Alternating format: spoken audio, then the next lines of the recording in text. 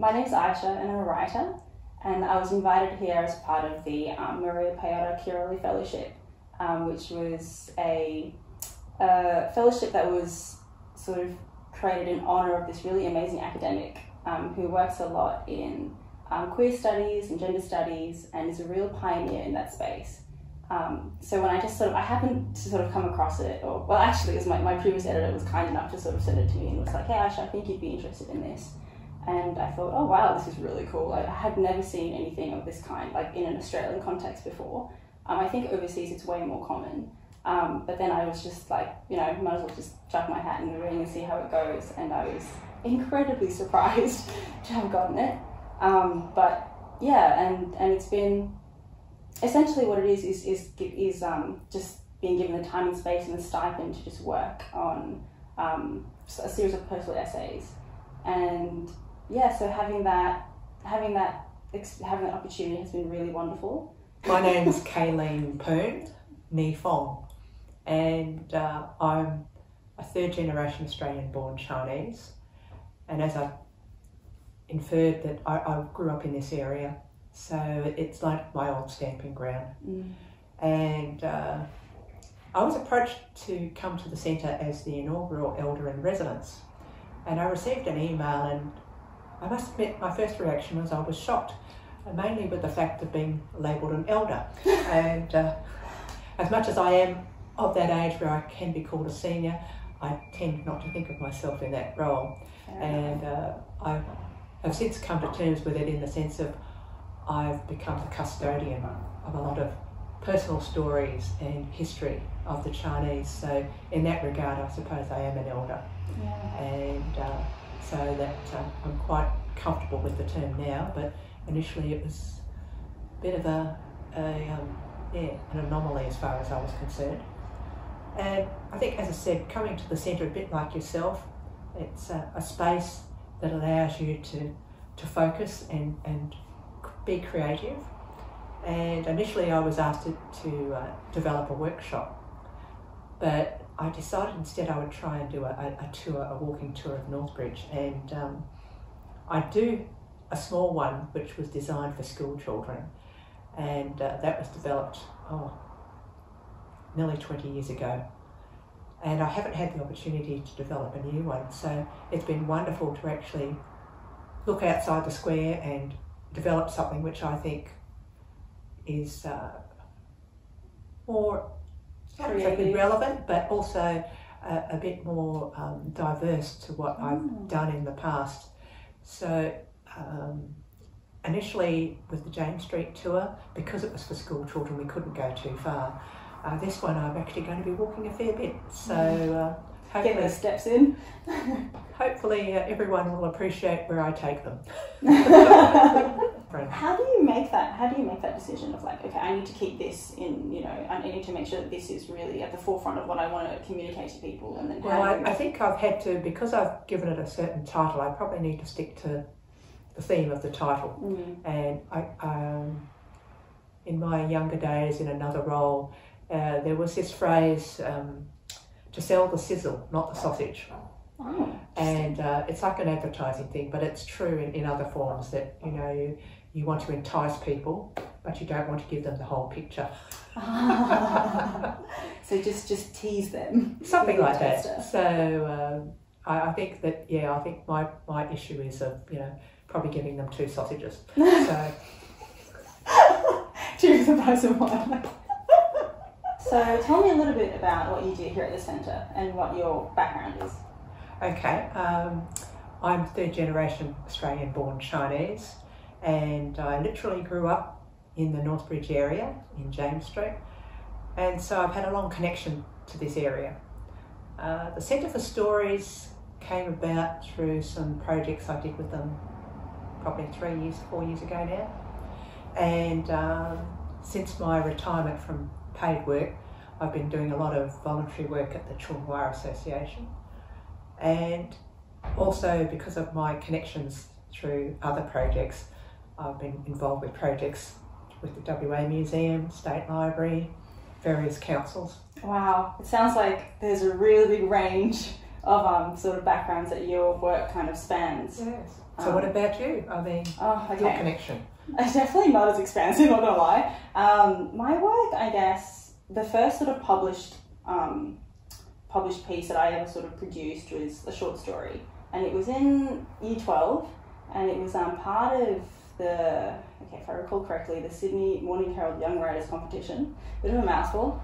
And yeah, so that was like sort of my first foray into that, and it was a really, really eye-opening experience to me because I came from quite a sheltered sort of background, and so once that sort of went through, I learned a lot more about like the sort of arts and culture scene in Sydney more generally, and then I decided to go sort of much more down that creative route, especially in regards to university, and I enrolled in a creative writing and cultural studies degree, and then after that graduated with a portfolio of experimental poetry, which then sort of turned into some gallery exhibitions and then into some journalism work, and sort of brought me here to the Centre for Stories, where I've been working on a series of personal essays and memoir pieces, basically about just the past 2 years and being in quarantine and under lockdown and how that's been for me. So did you anticipate this being a career path when you were in Year 12? No, absolutely not. I didn't really know what I wanted to do when I was in Year 12, actually, and I think that's a really common sort of experience for a lot of like 17-year-olds, 18-year-olds. So I guess the sort of route, the sort of like career path that I've been on has been quite, I guess, different to my peers, and also it's also been a little hard to explain to them as well.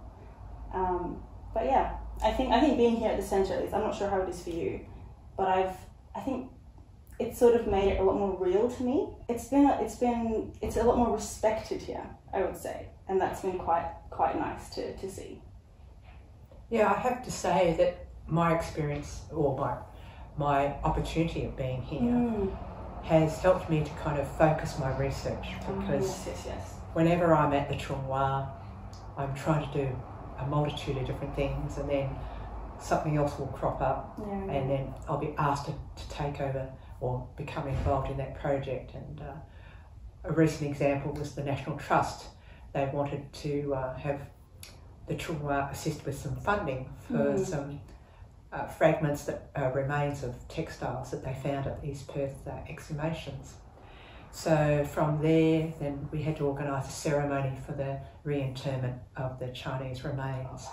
And also now I'm going to be doing the WA Week presentation about that. WA Week? Yes, what is that? It's an annual event that they have in June to commemorate WA Day, or Foundation Day as it was known. Wait, sorry, I'm from the East Coast. I've never heard of this before. What is WA Day?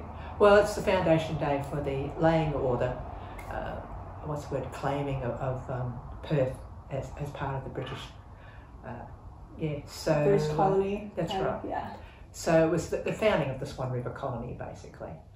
So I had done this talk probably 15 years ago, and generally it's related to families that are buried at the cemetery, but in the case of the Chinese, they weren't buried in the cemetery. So I just did a generalised talk. However, this time, because these burials were outside the cemetery grounds, and there's been quite a big, not big, but I suppose a research of the remains, and other information has been sought. I'm going to try and present a little bit of the findings, but it's more from the Chinese perspective. So, and it's been good to come here because, as I said, I don't have those distractions that I would have if I was working at home or at the Chung Wah. Yeah, I relate to that, a lot. I think being given that space and that time to just really focus on your work and your writing has just been amazing. And also, based here, I've got access to the National Archives or the State Library and other places if we need to. So it's been good in that regard. Yeah, definitely. I do love, I know we're in this space right now, but I love this library, and I think just sort of being surrounded by all of these books and all of these like amazing authors is really inspiring, and has sort of helped me progress my writing more. I think it's really important, especially, maybe it's a little bit different because your work is so research based, but at least for me, in order for me to produce work, I need it to be in conversation with whatever other sort of works are happening around me.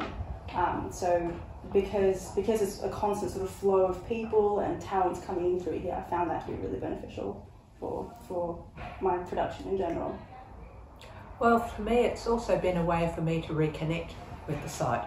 Oh, yeah, because I did grow up in this area, and for the first decade of my life in particular, because my parents ran a small business, and so I was here every day. And then as I got older, I was off at school and things like that. And then I did come back when I first got married and was involved with the Chung Wah. But as I said, in a way, it was really just focused on the Chinese. And then I was involved in what was then called the Northbridge History Project, which was established late 1990s, early 2000s. And so being involved with that group let me get more involved with some of the other groups that were based in Northbridge. Right, I see. And so I still am in touch with some of them, and it's really good to be able to kind of see it from a bigger perspective rather than just the one. So do you think, say you're going to give advice to sort of visiting writers who are coming to Perth, do you think that they should be more involved in those kinds of institutions? Oh, that's an interesting question. From my own experience, I find that the Chinese history in particular, because I'm involved with it, a majority of just Australians in general are unaware of it. And so writers and other people, they're probably the ones that go out and try and find these things. Whereas to the ordinary, everyday Australian, they have their preconceptions of what they think happened. And in the case of WA, that's not really the case at all. So it's become my mission in life to try and give presentations or other type of exhibitions to kind of show people that there is a different side to the Australian history rather than the Anglo-Saxon side. And, sort of balance the history. And it's not just even to the everyday Australian, but a lot of the new migrants, the Chinese migrants that come, they do not realise that there's this long connection as well. Wow. So that's what drives me to keep going. What are your plans for the future, and what's the best thing that you got out of it? Well, I think there's a lot of projects that have been put on the back burner for me. I'm involved with a project with some UWA academics. There's another project with a Melbourne artist who wants to focus on Aboriginal Chinese. So there's all these other projects which others want to do, and I've got a few of my own that I'd like to get started on, but as I said, we might have to try and wangle a desk back in here occasionally just so I can get some space to do it. But I did take retirement about 3 years ago, and I think initially I think I was going to do all sorts of different plans of my own which haven't happened, so maybe I will try and see if I can incorporate a bit more of those plans into the future. It's very intriguing. Well, as I said, generally speaking though, it's been a wonderful opportunity to come here and to be able to focus on, as I said, other projects which if I hadn't had this opportunity, I think I'd be struggling to do that. Yeah, I can definitely relate to that. I think being here has also allowed me the opportunity to kind of dip into old, more abandoned projects like that I've sort of like left on the back burner, like you, and it's been really interesting as well, sort of seeing how the general threads and themes and ideas that had been percolating for a while have sort of come to the surface now that I've actually had the opportunity to sort of sit down and work on it. So I suppose in terms of future projects, I don't really have any plans to sort of continue in this space, only because I think I guess my whole experience like with the pandemic and with COVID has been really, really difficult, and I would feel quite, I think, happy and accomplished if this was like my last sort of collection, I guess, in this space. And yeah, I think for me, just getting to sort of like relax into the writing space, into the writing work without the pressure to meet deadlines, to produce just like constant, just like 24-hour sort of production cycle has been really wonderful. And it's been so different, so different.